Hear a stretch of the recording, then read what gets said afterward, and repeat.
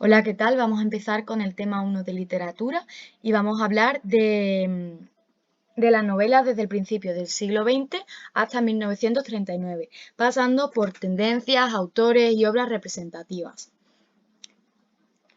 Consideraciones generales de la novela de la generación del 98, vamos a encontrar que se van a publicar 4 obras significativas.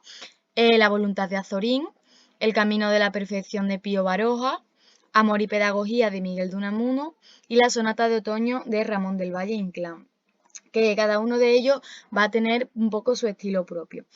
Se va a alejar del realismo, va a mantener una visión bastante pesimista de la realidad y vamos a ver que el tema principal es la reforma en España y la denuncia y la crítica, ¿no? Esto es muy importante. Algunas de las características de esta novela va a ser que vamos a ver una pérdida de relieve en la historia, ya que lo que se cuenta va a perder relevancia a favor del discurso.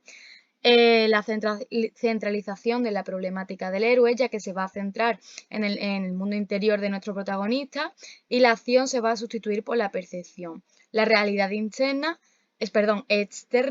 va a diluir a favor del relato interior del personaje, por lo que nos vamos a centrar mucho en el mundo interior de nuestro protagonista.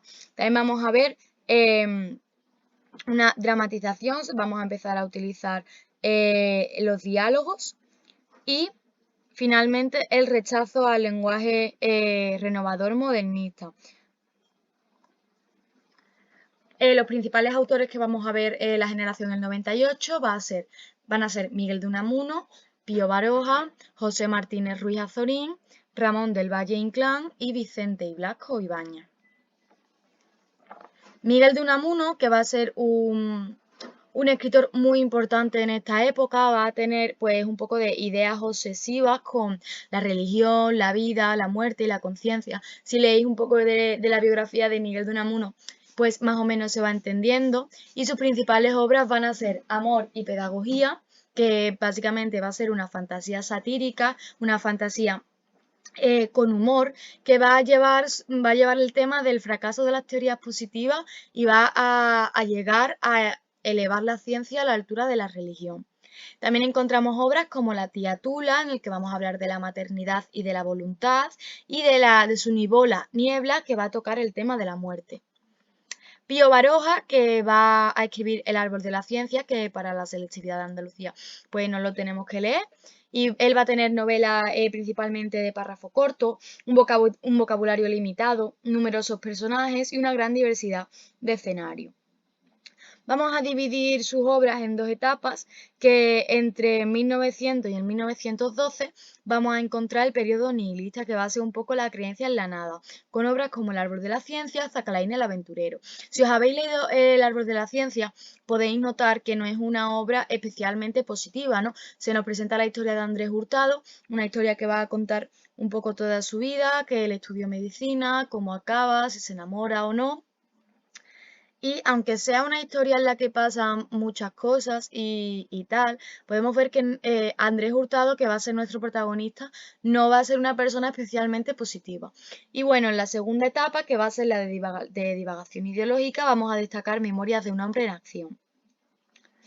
Pasamos a José Martínez Ruiz Azorín, en el que su obra vamos a encontrar la anulación del movimiento y del tiempo, unos capítulos breves, prosa sencilla y periodos sintácticos breves, ya que la frontera entre la narración y el ensayo van a quedar bastante difusas, ¿no?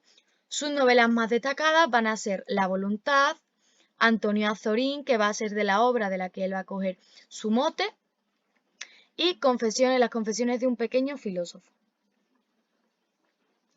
Ramón del Valle Inclán, que también lo vamos a ver después en el teatro, le vamos a dividir en tres etapas. En la decadentista, en la etapa del primitivismo y en la etapa de los esperpentos. En la etapa decadentista vamos a ver las sonatas, que van a ser de otoño, de estío, de primavera y de invierno. Después, la etapa del primitivismo, en el que vamos a ver la continuidad del mundo literario anterior, como por ejemplo La guerra carlista, Los cruzados de la causa, El resplandor de la hoguera, Gerifaltes de antaño, que van a ser novelas que van a estar centradas en la Galicia rural, ¿vale? Y finalmente la etapa de los esperpentos, que diría que es la etapa más importante de este autor, en el que vamos a encontrar novelas como El ruedo ibérico y Tirano Banderas. Bien, ahora vamos a pasar a la narrativa del novecentismo y a las vanguardias, en el que va a ser un sucedimiento a la generación del 98, que se va a llamar también la generación de 1914, en el que vamos a encontrar temas como la inquietud por España y va a haber un rechazo a la división dramática.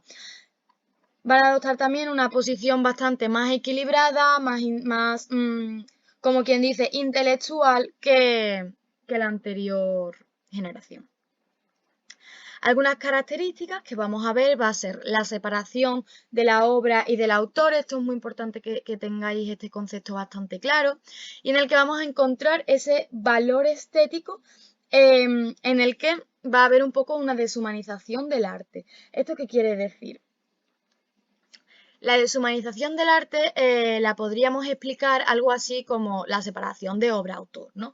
Sin embargo, a mí me gusta explicarlo en que el arte siempre se nos explica de cualquier forma, ¿no? Una pintura o una obra literaria se nos va a explicar como algo que va a transmitir. Sin embargo, es muy curioso que justamente en el novecentismo, en la vanguardia, vamos a ver cómo esto se va a eliminar.